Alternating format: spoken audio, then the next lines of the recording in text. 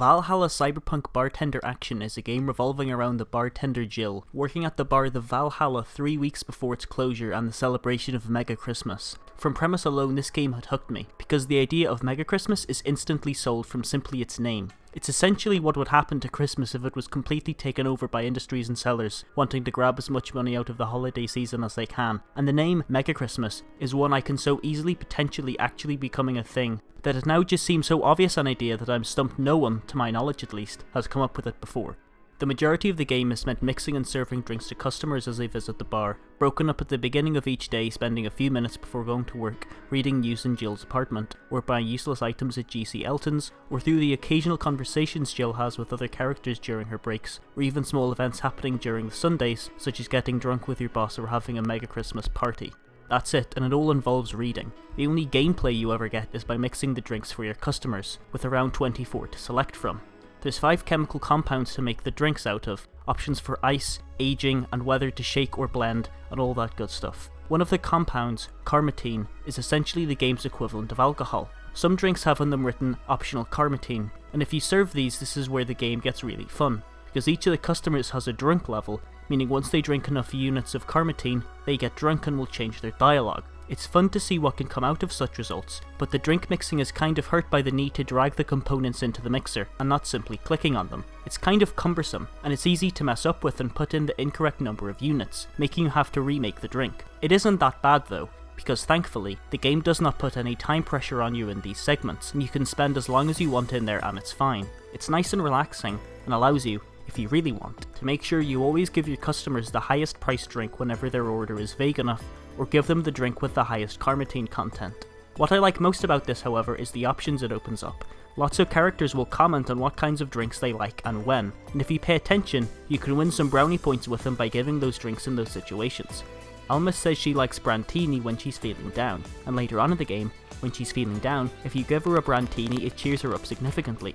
It's little things like this that makes me think that, on some level, I'm making the characters' lives just that bit more pleasant. Although the options that this opens up are quite limited, because the drink making process, while fun and interesting with all the flavour text and quirks behind the drinks you find out during the game's runtime, there really isn't that much room for experimentation to begin with. But that's not so much of a bad thing, because the real appeal of this game is the interactions of the characters inside the bar. Unlike a lot of works within the cyberpunk genre, instead of focusing on the state of society, or the lives of a few well-off members of society, Valhalla uses the setting to tell the story about the ordinary person living in a cyberpunk dystopia. Throughout playing the game, you really do see a lot of different faces appear at your bar, from hitmen, hackers and cosplayers, to brains in jars and talking dogs. And what I appreciate most about this is how often, or unoften, you actually see all these characters. Although you always see Dana, and most of the time you see Gil, there's only a handful of regulars you actually see at the bar. Most of the characters you see will come back 1 or even 2 more times, but there's also a lot of characters that simply come the once and never come back. Although the game never makes quite a big fuss about the dangers of the world it takes place in, you always know that the world isn't exactly kind at the back of your mind, and whenever you see a returning face, it is a genuinely refreshing and pleasant feeling, because you know that someone else out there is living their life safely. And despite all that apparent danger, none of the people you run into ever seem to be bad people. Some customers are nicer than others, and some can be downright annoying, like Virgilio always giving you cryptic hints for his orders that you have to decipher. But even the most rotten of people that turn up, like Ingram, aren't actually bad people. Ingram always asks for stronger, manlier drinks, but if you persistently give him girly, sweeter drinks, he'll eventually open up to you and start to talk about domestic complications that he suffers through. And it really does make you change his opinion of him, from an abrasive asshole to an asshole with some seriously messed up family problems. Hey, it's an improvement. But my favourite is definitely Donovan, the editor of the Augmented Eye, the newspaper that Jill reads. He's nothing short of a chauvinistic brute, and Jill even comments on this internally, saying that, despite how nice he seems to be acting, there's no way he'll remember her in 2 weeks' time. He appears for the first 3 nights of the game and then disappears, until one of the very last days you work in the game, where he comes back to greet you as a friend. It's incredibly heartwarming, and it's moments like these that make you realise how the people down in the lower rungs of society manage to keep a grasp of things when they live in such a shit society. The setting of Valhalla feels so tiny and cozy, despite lots of implications of much bigger things happening outside of what you're familiar with, and in that way reminds me a lot of Planetarian, where the majority of its runtime was set completely within a planetarium. What we see of this world is so accepting and warm that it actually makes Glitch City seem like not so bad of a place, and a place that a part of me actually wants to live in, despite all of the descriptions of how horrible it is, shown best in a conversation on the benefits of the current government between Art and Stella, and Art's anti-government stance coming across very loud and clear, describing a lot of current events that sound just downright depraved. Medicine shortages, drugs, ex-convicts freely roaming the streets. If you stop and think about the society that this game takes place in, it is most certainly not a place anyone wants to live in. People like to harp on about show don't tell, but I really don't care for all that unless a character has to explain something they already should know. Nothing annoys me more when one character gives another an exposition dump on the nature of the world they live in, because all I'm left thinking of afterwards is, why did that need to be said? And Valhalla does away with this perfectly. On one of the days, Jill brings her pet cat, 4, into work with her. The only explanation she gives to other characters is that the apartments were being inspected. The implication given here is that pets, at the very least where Jill lives, are illegal, so she brings him in to stop him being confiscated. The other characters, who most certainly would be aware of this, are fine to leave Jill alone at her apartment was being inspected. They don't ask, oh, is that because of the fact that the cats are illegal? Or something stupid like that. People wouldn't ask that, and so the cast of Valhalla doesn't ask either. Another great example showing this is in one of the earlier days, Jill, Dana and Gil all hear loud noises coming from the streets outside. It doesn't even startle them, and they all try to guess on what the source of the noise is, with Jill thinking they're gunshots and Gil thinking they're explosions. Now I don't know about you, but if I heard any noises coming from my street that sounded like gunshots, I'd be screaming in pure terror. The fact that these three characters are not fazed by what could possibly become a very violent and serious incident reveals huge amounts about just how widespread the violence of the city is, and just how commonplace it is, for people to become almost entirely desensitized to it. There's so many more moments of hidden storytelling, like Alma's connections to White Rabbit, Gillian's violent past, and just who the hell Anna is, and I would love to talk about just how much there is to uncover in this game, but half the fun is finding out for yourself, so I'm going to leave that up to you to find out. But where this element of storytelling really shines through is in how many plot points are brought up that sound grand and impressive, like the Lone Bank incident and the subsequent disbandment of the group the White Knights, that are actually not all that important. It's this massive event that's 3 days long where over 80 people are killed. In any other story, an event like this would be a massive turning point in the plot, because the events directly caused as a result of this were the foundations of a massive societal upheaval and a shift in the balance of power. But this incident is actually of relatively minor importance to the game. The only time it's ever mentioned, despite being this huge event, are when its actions directly affect two of the recurring characters, Stella and Sei. Even little details about hearing the backstory of the bounty hunting agency in Glitch City from Jamie are brought up never to be mentioned on any significant degree later. As a bartender, Jill really has no reason or way to really find out about more of these events, because they don't have any real effect on her. Most real people probably hear the beginnings of hundreds of potentially interesting story arcs all throughout their lives, but never do anything with them, because that's not what's important to them. Whoever is going to become the next Prime Minister is completely secondary to whether or not you're going to have enough money to pay next month's rent.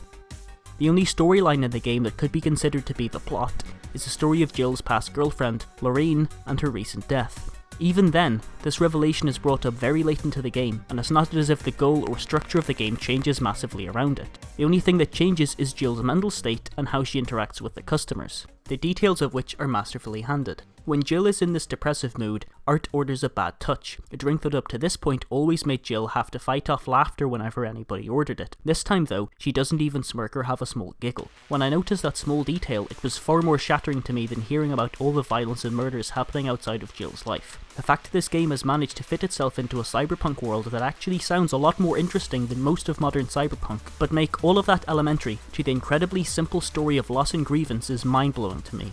Hearing all the flavor text in this game is so incredibly insightful and interesting to read, but this tiny little arc of Jill's life is handled with such nuance and maturity that it manages to hook me in more than all of that world building. Lorraine really is just another face in the crowd, and although she died due to a fairly rare illness, it doesn't really change the fact that her death wasn't anything too entirely special. In any other story, Lorraine's death would have been a launching pad for the beginning of an exploration of localized nanomachine rejection or to get the characters moving, but Valhalla doesn't operate like that. We never even really find out just what localized nanomachine rejection is, although it's easy enough to guess what it is from context alone. And the fact that not even finding out what it is probably didn't even register with you when you played the game just goes to show how well the game really delivers on the emotion of those moments. But I don't want to give the impression that this game is all doom and gloom, because this game is honestly one of the funniest things I have ever read. Almost all the dialogue in this game has moments of humour, with the vast majority of them being very lighthearted. Even in conversations that are very serious, such as Stella wondering whether or not Sei is dead, the game slips in a joke about Stella being self-conscious about only having one eye. Slipping in jokes into seriousness is very difficult to pull off, and it very often runs the risk of ruining the entire atmosphere of the exchange. But Valhalla manages to pull this off because that joke is only one text box.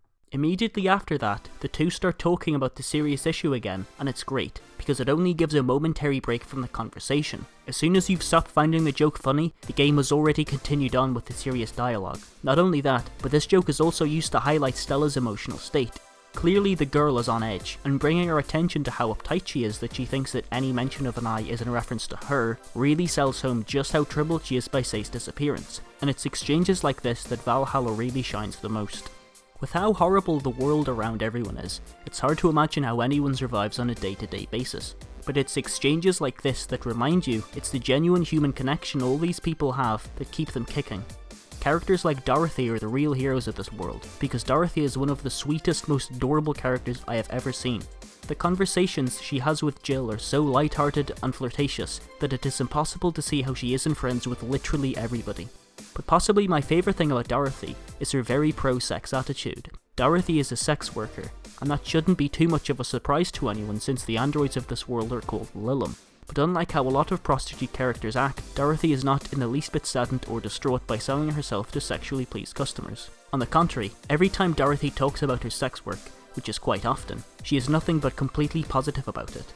I certainly don't want to say, and I don't think the game is trying to say either, that sex work is a completely positive market, or something that people shouldn't be rightfully upset about, because there's plenty of remarks within the game about how dangerous her job is. She even explains how she is to illegally fit herself with weapons to protect herself from getting raped from clients. So the game is certainly not saying that everyone in the industry should be happy with themselves, but it is certainly refreshing to see a character working as a prostitute by choice happily. Seeing Dorothy giddily talk about all manner of dirty stories she has in store, and generally remain so upbeat and chipper, is such a breath of fresh air that it's difficult to see what she's doing as a negative. And it really isn't.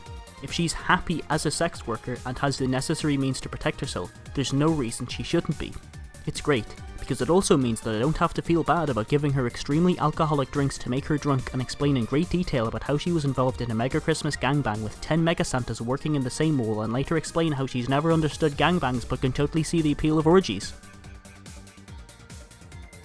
I'm not weird, guys. Let the girl talk about what she's interested in. But the most impressive thing about Dorothy's character is how it simply doesn't stop at her being happy with being a sex worker, but also creates drama through that. Later on in the game, Dorothy has a bit of a crisis, as she is often bought for roleplay sex, and feels inadequate in how she believes people aren't interested in her, but only roleplay. The roleplay being a direct result of remaining in her child body despite being a sex worker to capitalise on a certain market. It isn't helped by the fact that she thinks her guardian is using her as a replacement for her dead daughter, and she feels as if she's simply just fulfilling the role of a person she isn't in all areas of her life. And we can see that it's clearly very upsetting for her, as she always refers to her guardian as Mom before correcting herself to Guardian. I get the implication from this scene, most of the Lilim don't refer to their guardians as if they're family, and Dorothy referring to her guardian as Mom just shows how much she cares for her and wants to see her happy, even at the expense of her own mental health. I most certainly didn't expect to see her character develop in this way, by making a roadblock in her desire to do sex work as not only a major issue in her life, but also connecting to other aspects of her life as well. I also wasn't expecting the way it's resolved either, with Dorothy somewhat cheering herself up by Jill reassuring her that her customers aren't just buying her for a roleplay, but her roleplay. I never would have imagined that there would ever be a character arc revolving around a character's inability to enjoy being a prostitute leading to an existential crisis. Despite how ridiculous the whole thing sounds, throughout the entire exchange it never once seemed fake or put on. This is the kind of problem that Dorothy would have if she really existed, and it gives Dorothy this agency in her own life that I simply haven't seen in any other characters of her ilk, and sets the bar extremely high for any other sex worker characters I ever see again. Through this revelation of her character, it really works to make me see Dorothy as existing outside of what I see of her, and it's not just her character either, that applies to all the characters in this game. because Valhalla uses its cyberpunk setting to tell a story of real people with real lives having real problems. This is helped tremendously by the dialogue, which is possibly some of the most natural sounding character exchanges I have ever heard, and that's largely due to how modern everyone sounds. A lot of writers try to make characters sound contemporary by having them use a lot of verbal tics that are very common, like, or totally, or literally, or some reference to technology or something. They'll probably throw in a few references here and there, make sure they meet their designated fuck criteria and call it a day. But the thing is, people don't talk in verbal tics, references and profanity. That makes up a part of it, but by relying on those so heavily, writers are missing the entire point of why conversations even happen in the first place. I talk to people because I enjoy hearing them say things in a way that only they would say them, or about topics only they would mention.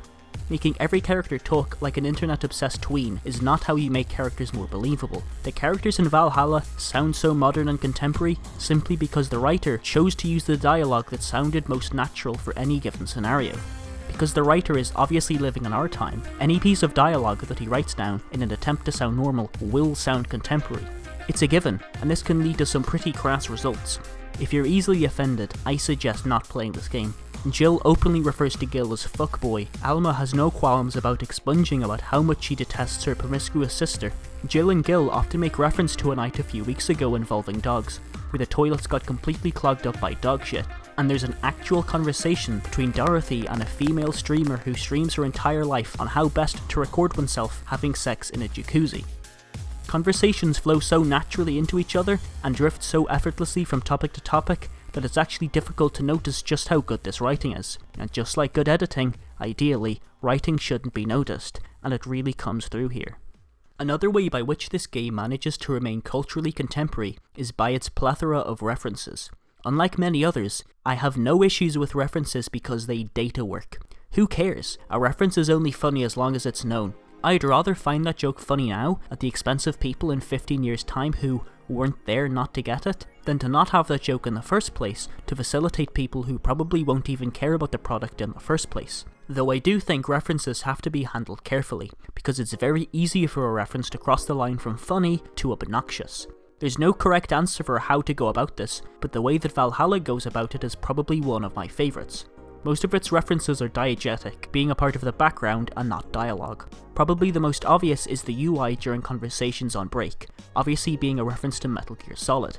There's also a lot of references in song titles that range a surprisingly wide breadth of fields. There's references that shouldn't come as a surprise, like Believe in Me Who Believes in You, obviously referencing Gurren Lagann. This reference is very clearly inspired by the game's anime-like aesthetic, with the game being advertised as a waifu bosom up, so having anime references really isn't that surprising. But what is somewhat surprising is having a reference to Kesha in Your Love is a Drug. But my favourite references in the game are all found on Jill's tablet. There's articles in the Augmented Eye about the new season of Yoru Yuri coming out, and the fact that this game is all but embracing everything Yuri, only to have its world and characters act in confusion or disgust, never ceases to crack me up. There's also the fact that that name is just flat out hilarious. But the Augmented Eye is nothing compared to Danger U, Glitch City's very own Chan image board. I assume it's an image board, but you never actually see any pictures. What are these boards most known for producing? If you're asking me, these boards are most known for making most memes, and the Anons on this board openly make references to memes in real life, like one Anon posting, "Fun things are fun." It makes so much sense that these Anons would be using actual memes that it makes me physically happy when I see them. But what's more amazing than that is how well Danger U manages to capture the essence of these boards. This is without a doubt the best impersonation of board culture I have ever laid eyes on. There's something very real about the way some of these posts are constructed, and the way certain conversations flow. It makes me wonder whether or not they were actually based off of real posts the devs saw on whatever chan they frequent. There's a lot of Anons out there, but I'd be kidding if I said we were ubiquitous, and it actually makes me kind of sad that a lot of people who play this game won't get to vicariously re-experiencing shitposting on A. It actually blows my mind just how well these threads capture the feel of their real-life counterparts, that I'm tempted to recommend this game to fellow Anons who want to see the most faithful recreation of the website they devote their entire lives to that has ever come out. The only thing that Danger U doesn't quite represent is the extremely quick rate at which threads come out at, but I'm actually kind of glad that they didn't. As 3 new news articles come out every day, having an extra 3 threads to read through every day might have become extremely tiresome. The amount of information you're given before work each day is just enough to get the sense that there's a world existing outside of the bar, but not enough so that you get bogged down with so much information at the start of the day that it slows the game down too much. These small sections clearly play second fiddle to the bar segments, and if there was so much information available in these apartment segments I felt like I had to devote a significant amount of time to, it would annoy me by taking focus away from the real attraction of the game. By not having Danger You, and also Kira Mika's blog not update so regularly, also makes me interested to read whatever is up there when I see a notification pop up. This is especially true with the blog, where whenever I saw that little yellow exclamation mark appear, it not only made me happy to see that I get some more insight into the world of the game, but also that Kira Miki was still alive. Despite only coming into the bar 2 times, she left a very strong impression on me, so much that her absence for a lot of the game does make me feel a bit sad. So anytime that exclamation popped out, it was a happy little reminder that, although she wasn't coming to the bar, everything was alright her end.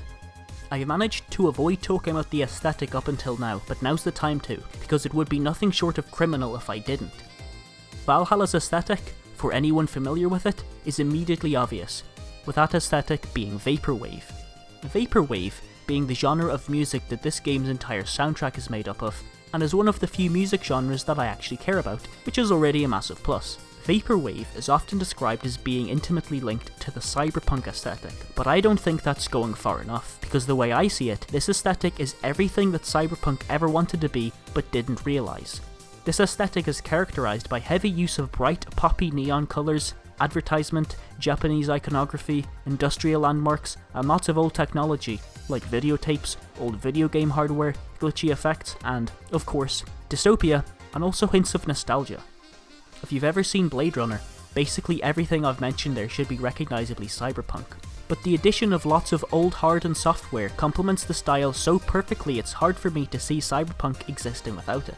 Valhalla captures that all very well, especially in its opening sequence showing lots of signs in neon lights, and also in the bar with the TV displaying advertisements, and the bright colours in its background, and glitch effects whenever Anna appears, also hacking into that aforementioned TV, and whenever Alma hacks into the bartender unit to give Jill drinks herself. But what I like most is its PC-98 graphical design. Despite PC-98 not exactly being new, there's something about the old PC aesthetic that always evokes a very futuristic sensibility with me.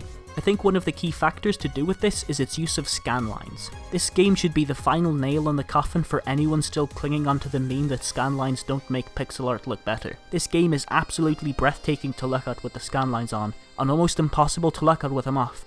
Everyone just looks like a blob of skin and colour. It's disgusting. Ugh! Scanlines are forever associated to me, and I'm sure many others, with green scrolling text implying hacking taking place in a lot of older movies.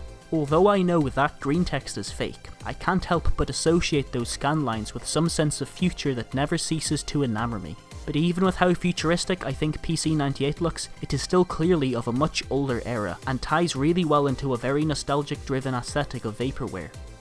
But all of this vaporwave visualization wouldn't work without some banging beats to back it up, and I can happily say that this game has some excellent tunes. There's a wide selection and variation of music in the game, ranging from very upbeat tunes to ones that are quite introspective and melancholic. I'd absolutely love to talk about all of the tracks in this game, but there's simply too many to keep track of. And if I were to talk about them all, I'd be here all night, so I won't delve into any of the individual tracks in particular. What I like best about the music is that very little of the music is tied down to being played only in specific areas of the game. Most of the music is selected at the start of each shift by loading up a tape deck with 20 tracks to play through as you work. On screen now I'm showing my favourite setup right now, use it if you want, but there's never an arrangement that is flat out bad. All of the music in this game is incredibly good, and with 20 songs to load up for the entire shift, unless you put the playlist on random or are an incredibly slow reader, you will most likely never hear the playlist repeat itself, always keeping the music fresh and invigorating. But what I like most about the music is how much it can change the atmosphere of what you're reading on screen. This is often the issue that a lot of these kinds of games face with open music selection, in that very often there's a disconnect between what you're seeing and what you're hearing, but Valhalla gets around this expertly by making its writing somewhat ambiguous. Valhalla holds on to the idea that comedy and tragedy are closely connected very tightly, in the same vein that something like The Vapors or Watamote is, by inviting you to find a situation comical or depressing depending on how you want to read it, a lot of which is dependent on your choice of music.